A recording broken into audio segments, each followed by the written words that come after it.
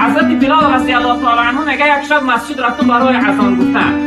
برای اذان گفتن مسجد رفتم. وقتی در مسجد روی کردم تاریک بود، شب بود، پیش از صبح بود. یک شخصیت در درون مسجد شش دست گریه داره و آوازی بلند گریه کرده ایستاده است.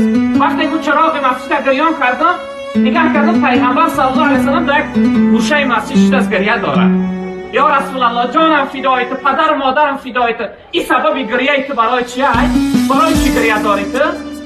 پیغمبر صلی الله علیه و سلم گفت ای بلال، گفت یک آیت امشب برای من نازل شد. خداوند یک خبر فرستاد که من میترسم که امتان از روی بے فکریش و بے پرواییش و فکر در بندگیش ندارن، فکر در زندگیش ندارن، فکر در عبادتش ندارن، فکر در فایده و ضررش ندارن.